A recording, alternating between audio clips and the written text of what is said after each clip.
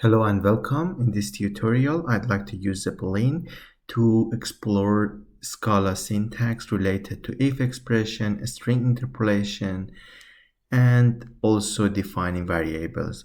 So let's get started. First of all, I will be putting a link to the video tutorial which I have created regarding how to set up a Zeppelin locally on your PC to start coding Spark or Scala.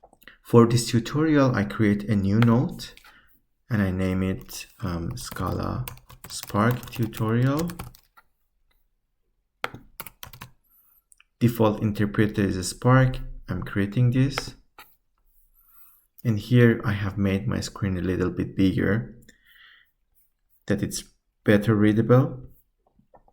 There are two ways to define variables in Spark. One is the use of val and the other one is the usage of var.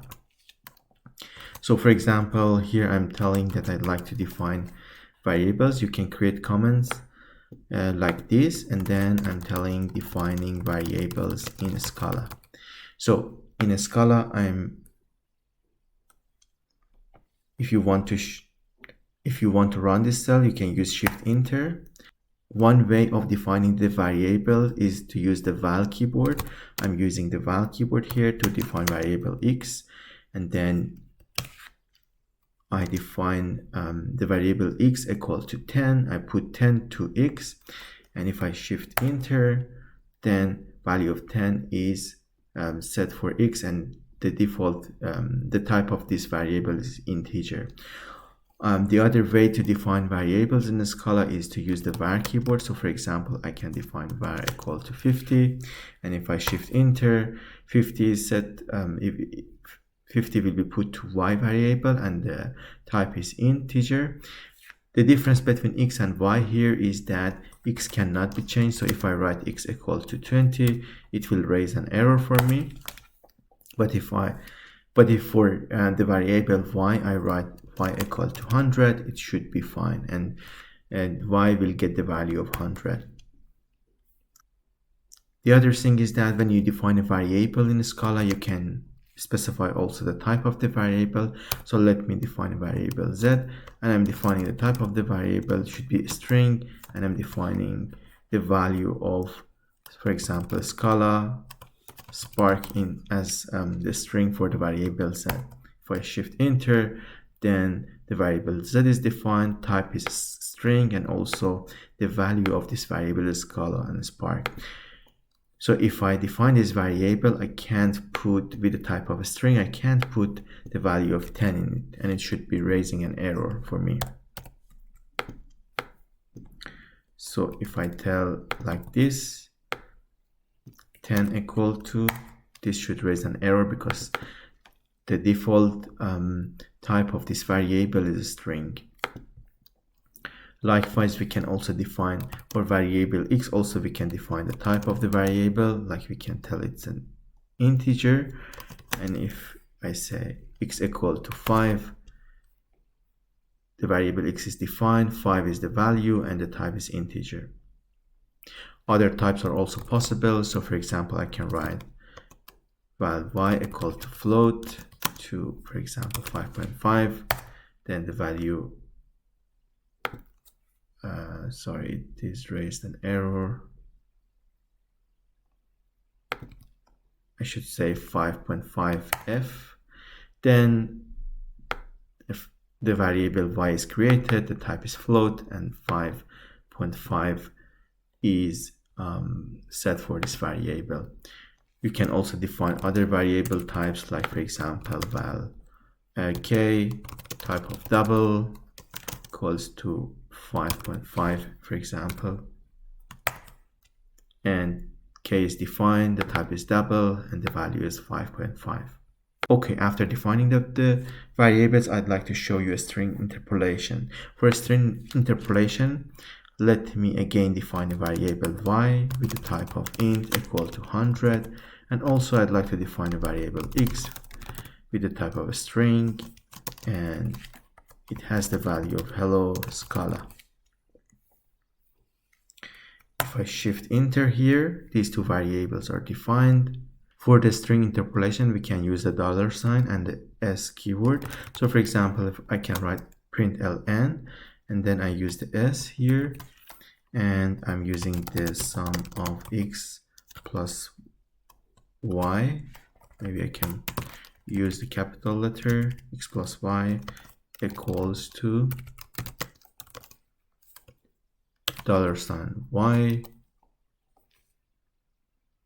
plus $sign x. Then if I press enter, we see the sum of x plus y equals to value of 100 plus hello Scala. So we have hello Scala for the value of x, for the value of y we have x. So these two values are inserted into this string. This is actually known as string interpolation. The other topic is in Scala. In Scala programming language and other programming languages like Python, also we have conditional statements. So the conditional statement checks if that condition is true, it will execute the block. If the condition is not true, it will skip that block. So for example, in Scala also we can define this if expressions, and I'm writing val equals to 50, val y equals to 100, and also I'm defining a variable status equals to true, and I'd like to define expression. If I define expression in Scala, the expression also gets a value. Like for example, if I write the if result, if I define if result, I can make it equal to an expression. So if status x, if a status is true, then the value of expression will be x, otherwise it will be y. So let me run this expression. So you can see that the if result is 50, which means because the status is true, then the value of x is selected. So the value is 50. We can also write more complex if expressions.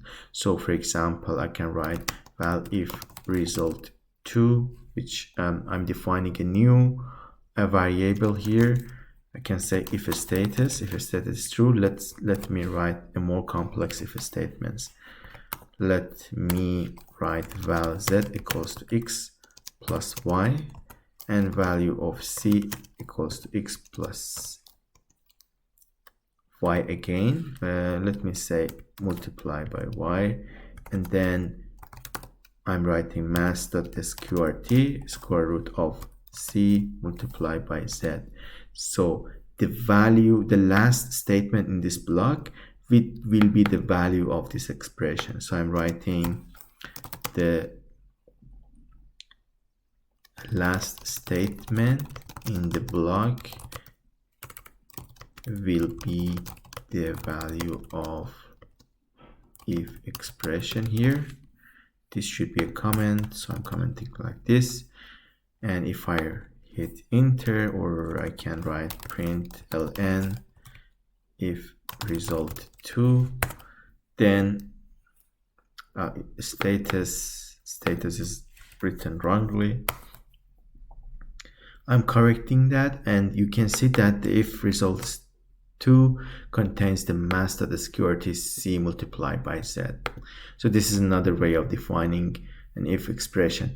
Also, we can define other complex if expressions, like for example, if result 3 equals to, I can take this and write a more complex function, like for example, we can say else, instead of let's say the multiplication, here we say addition, here we say subtraction, and then let's keep this multiplication here, and let us change this status value to because status here is defined as value, we should not be able to change it, so I'm changing it here to var, and here I'm updating the status to the false value. So let's see what will be the value of else.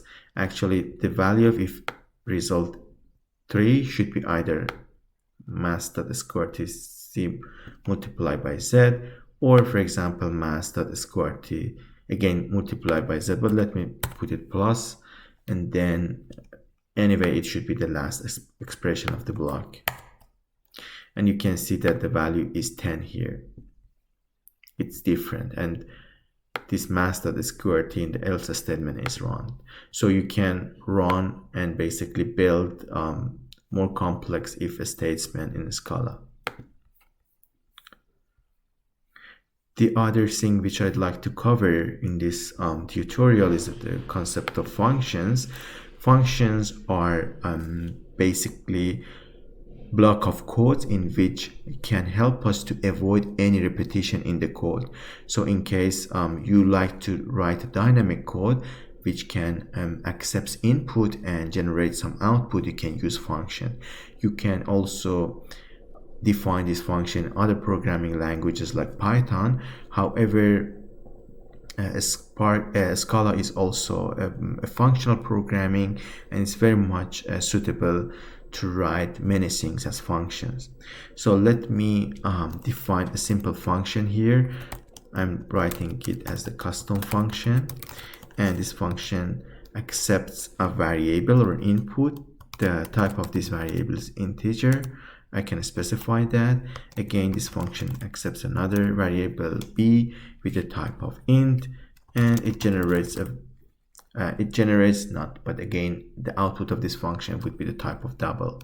And the definition of the function is like this. So first of all, we define the input variables with their corresponding types, then define the output type, and then we bring the definition of the function.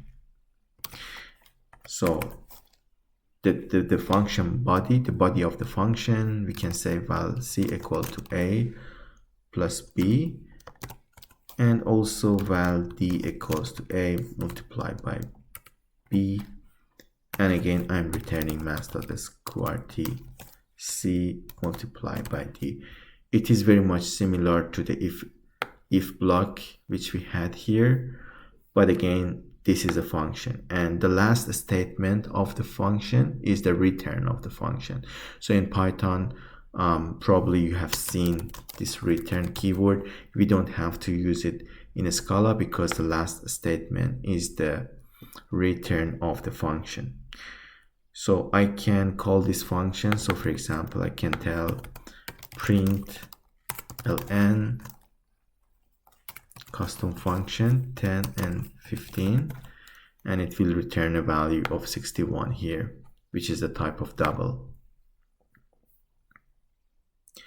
The return type of the function does not have to be double, float, or integer.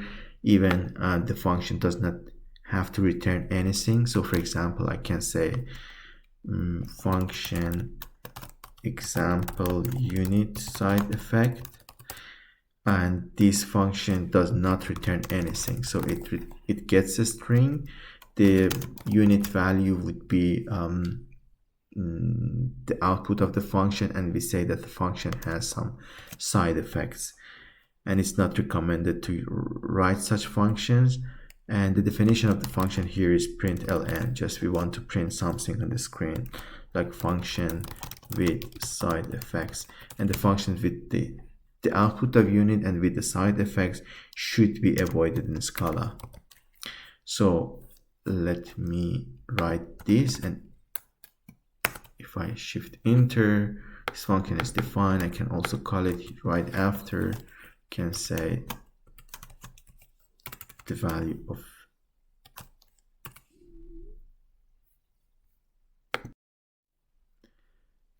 the value of 10, and then it will, oh, it should be a string, sorry, I'm telling hello Scala. So it is printing actually function with side effect x. We should also print, like put a s variable that this is injected to the string. So now it says function with side effects hello Scala.